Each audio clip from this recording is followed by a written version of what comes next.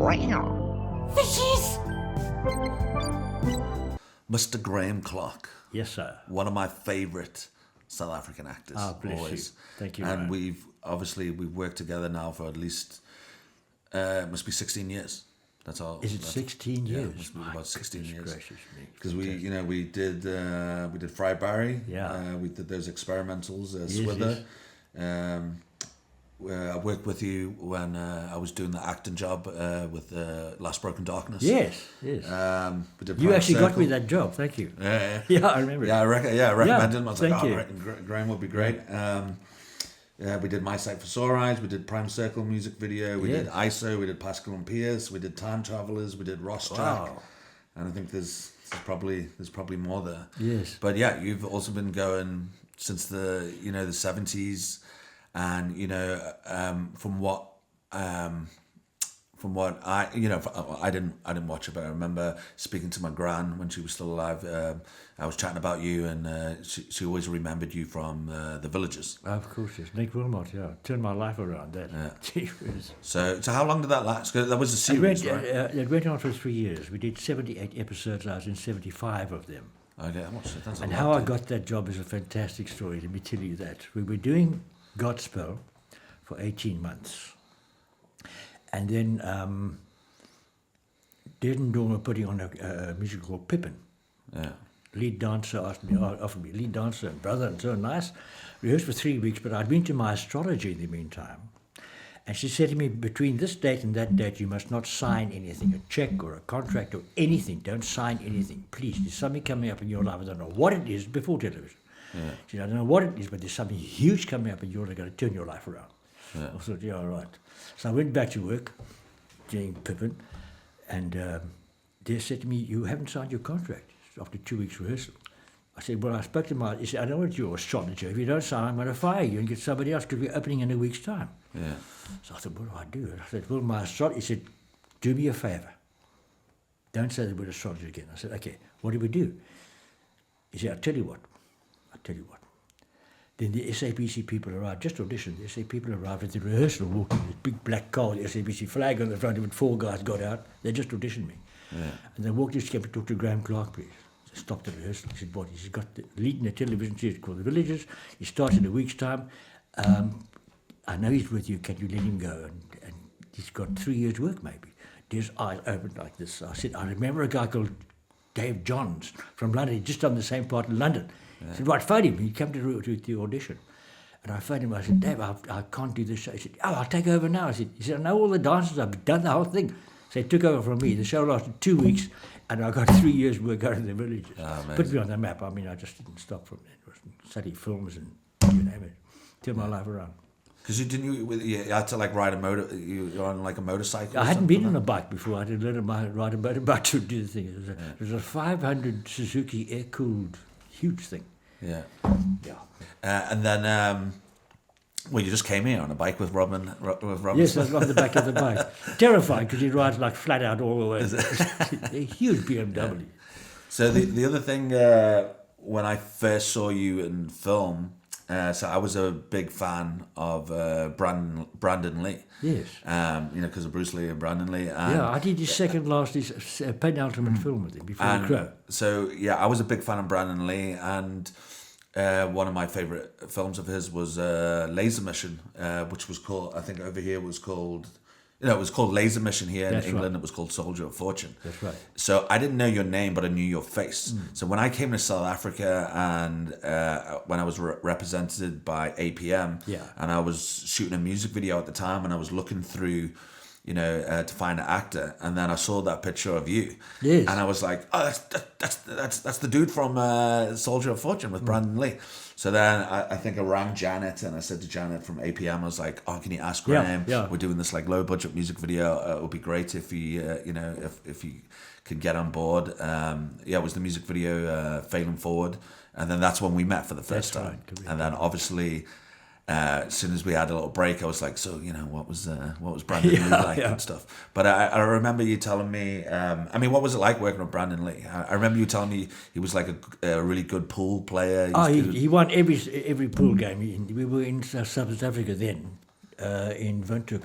in Swakopmund. And I got him we were great mates. He used to phone me from America, and he came to my house a few times for dinner with my wife and everything. He was a lovely man. And then he went to the Crow and died on the Crow. So I've got a photograph of the two of us sitting backstage somewhere there. Amazing. Yeah, goodness, what a lovely guy, man. Yeah, and he's one of those actors that obviously would have, if he didn't die now, you could only imagine. You could only imagine the amount of films he would have done now, and stuff. He had such a great talent, and so when you had like off days and stuff, did you guys just like hang out and like? Yeah, I had to hang around with him all the time. God, gee whiz! And I used to watch him do his.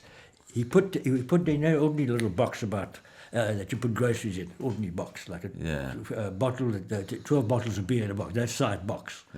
He put 16 balls, 16 down, 4 and 4, 16. He put his hand behind his head and he jumped like that, all over them like that, like this, all over them. Like I couldn't believe my eyes. That made my super fit. He's lovely. I love him to bits. Yeah. And then you were also in Stander. Yes, I started the movie off. I was standing on a Saracen. And 25 trains came past and stopped us all the time. That one too. I arrived on set, got the gear on, looked at my script, and I just learned the script the night before, of course. And the script was in Afrikaans. So I called the first lady. I said, "What's this?" He said, "No, it's in Afrikaans." I said, "Why didn't you tell me?" He said, "You sent me the English script." She said, "Did I?" So the director came over. He said to me, "What's going on here? Where are you?" He said, "Look, all right, it's not your fault. You take your time. Just take your time, okay?" So I did. He said, "You learn your thing in Afrikaans. If you want to, you can hold the script under the camera if you want to, and you can deliver the lines if you want to." And we got through it.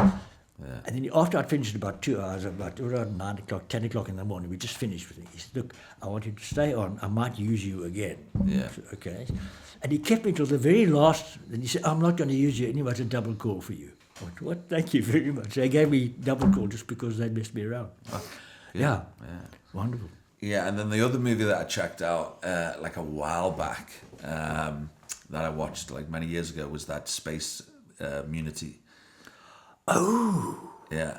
So you had a cool role in that. That's right. It's like super 80s sci-fi sort of film. Was that with my hair dyed white? Was it white? I think I dyed my hair white to try it out once for a movie. Yeah, it got me so much work suddenly I couldn't believe it. Just cut off short. It was just one of those like proper 80s sci-fi, with all the little technology there. Like Star Trek or something like that. It was quite. At one stage, I was in Southwest. I did 3 movies at the same time. The one with him, Brandon, and then 2 others. I played a Cockney in one, South African in one, and then with him played a Russian. And then the other thing was, which was quite interesting. We must have had this conversation like years ago. So my grandpa Jack, my granddad, he was in that American Kickboxer film that you were in. Yes. But he was one of the trainers, the cornerman for the boxers. So he used to train like a lot of athletes and stuff and boxers, and they ended up putting him in the movie in the middle of the ring while there's a fight going on, and his glasses fall off by mistake, but he kept it in, and he's like looking for it. So I always thought that was funny. And then and then my other family member, I think we did chat a while back. So my granddad was Jack Stodel, and then his brother John Stodel. He was a John producer. Stodel did very well. I only met him once, which was a bit of a dick. The Stodels were running ACT, African Consolidated Theatres, which became State Kindercore later. So that was my grand. So Jim Stodel was the old man, and then John was his son. So back in the day, my gran Pat Stodel. She used to have a lot of those like bioscope cinemas in the 70s, which would have been amazing if she had those now. Me doing what I do now. But it would have been awesome. But you also did that film with Oliver Reed. Called Gore. Gore, yeah. So how was that? How was that? Because I also remember you telling me a story there about Oliver Reed. So how was that? Well, the very first day on set, his caravan was the big caravan. Mine's next door to him. I played Drusus, king of the army. Yeah, because you're on horseback. Right? Yeah, on horseback. Yeah. Spare bows and arrows and things. And I just got my gear on, And I knock on my car outside, knock on my door, open the door, and there's Oliver Reed standing. Yeah. I said, "Oh, Mr. Reed." He said, "No, Oliver." I said, "Sorry, Oliver." He said, "Come next door, let's have a drink." It's now 6 o'clock in the morning. So I said no to Oliver Reed, so I went next door. Yeah, because he was a big drinker. He had a big, this big, like a big bag with a zip on it, a huge bag, full of alcohol. But they're all little bottles of vodka and gin and you name it. Like the ones you used to get on the plane. So he took 2 bottles of brandy, 2 little brandy bottles, 2. Opened the fridge and a beer. He says, "Right, cheers." He says, I said, "What do I do?" He said, "You knock the beer back, you knock the brandy back, and we drink the beer." Okay, so we knocked double brandy, that's 4 brandies, and a beer. Just finished that, and he pulled out a joint about that thick and about that long. He said, "Do you smoke?" I said, "I have." He said, "Right."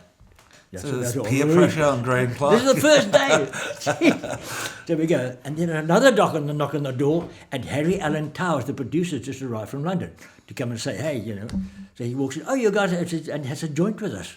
So the three of us just met the producer, the huge producer, and this is the first day, Jeez. And it went downhill from there. Yeah. And how was he to work drunk with? throughout the entire thing. Really? He was writing his scenes down. Whatever scene he had, he'd say to the director, "What do I do?" He said, "You walk from here to there, stand there, you go there." He said, "Where do I deliver my lines?" I said, "Okay." So wherever he stopped, he delivered a line. Yeah. So he took a bit of paper, he had a bit of paper and pen, he wrote all the lines down, put them on the set. Because he was known as a bad alcoholic. I mean, I saw another film with him in that he shot here. It wasn't a very good movie at all. But you look at his performance, it was like one of those like cheap 80s films, and he was like one of the the lead bad guy in it. Yeah. But it looked like it was just like, oh yeah, get to go to South Africa, do a little job there, and he's just like with women in the bathtub and everything. It was just like a party for him. You can tell it was just like a party for him. One night he says to me, "Do you want to have a drink with me? I've got some nice Dom Perignon. I bought a case of Perignon, which you keep in Perignon, the French Mouchardin, what's it called? Mouet. Anyway, very expensive. So we get there and we have this champagne and more champagne and more champagne, and he starts taking his clothes off. Myself and the costume person takes his clothes off.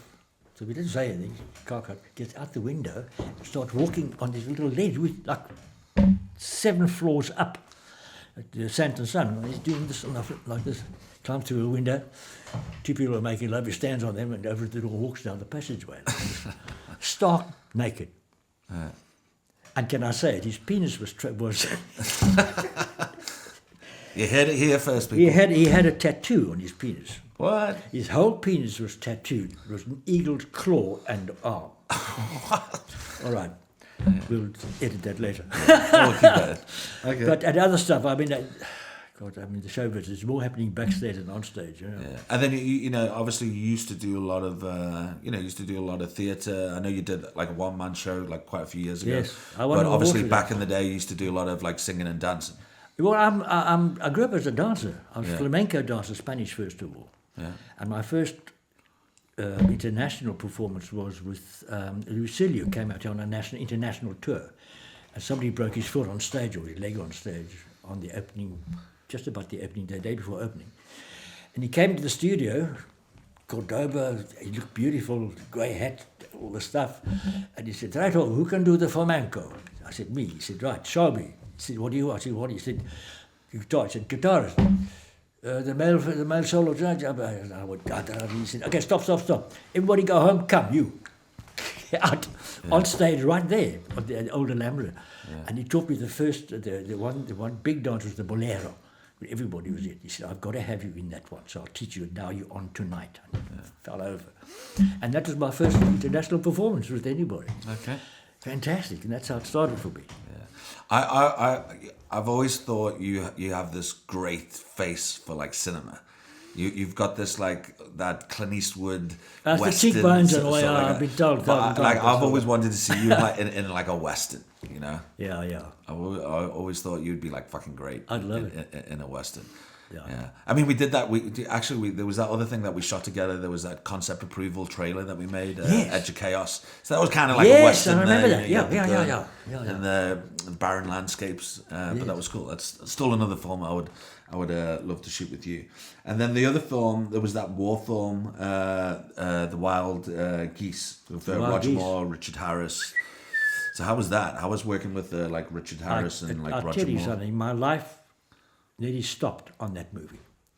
There's a scene where the plane comes in to pick up all the mercenaries. We've done our thing and we're about to disappear. And the plane comes down and lands, and we all jump on the plane.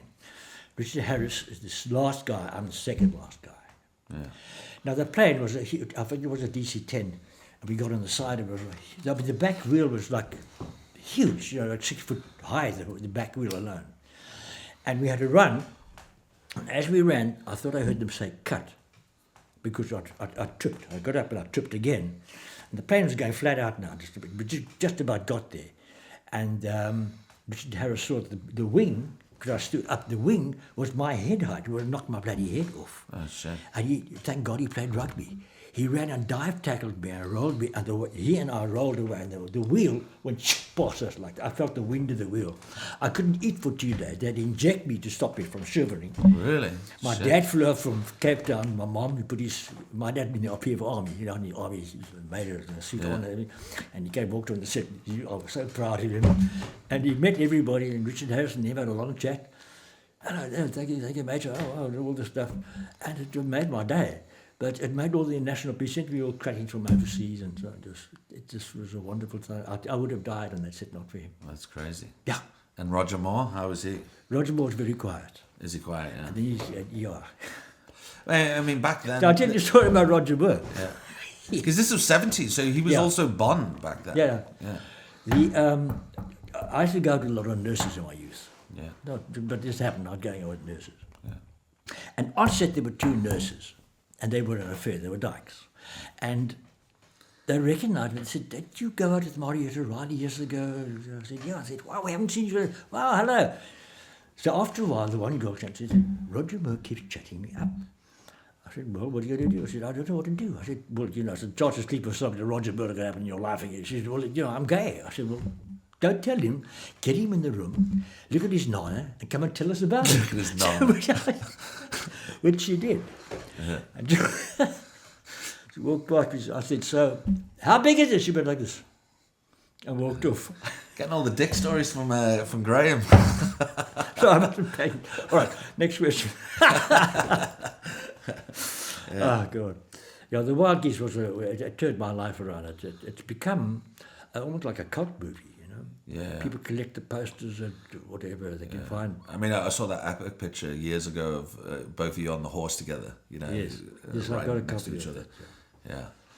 But yeah, with the, looking at the industry back in the 70s and 80s to now, how do you think it's changed? Well, 70s, 80s, I had one movie after the other. I did 3 at the same time in Southwest Africa. I'd heard of. Yeah. Came back to Cape Town. Came back home. My wife divorced me and took all the stuff I just bought wood, Gary carpet, and furniture, and my new car, and gone. Another story. But here I am, and over the years, I find that I'm doing less and less work because I'm now 81. I've just turned 81.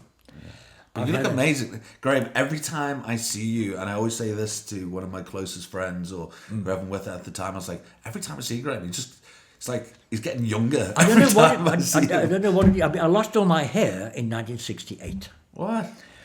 Yeah, it's called alopecia areata. Yeah, I was living with my first wife, Donna, and she long hair in those days. Unheard of. So it was all the stress. No living together in those days. Living together. And the night before we fell asleep, she said to me, oh, by the way, I must tell you, something here. She said, I've never actually reached a climax with you. I looked at her, we've been together for about 4 years. I looked at her, I said, really?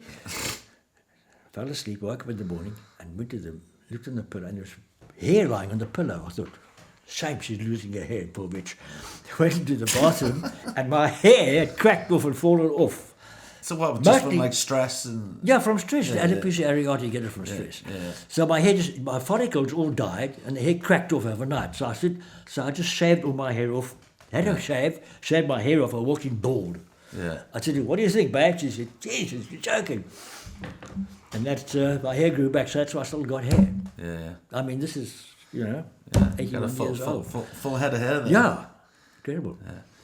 Anyway, Graham, it was lovely chatting to you. Thank you so much. It's always a pleasure working with you. Thank you. It's so nice that we could catch up because for a while now, I keep ringing you, going, "Yeah, dude, we must meet for lunch, or dinner and stuff like that." So it was so nice to catch up with you, man. I thank you so much. It's been wonderful. Fantastic. Ciao. Wow. Fishies!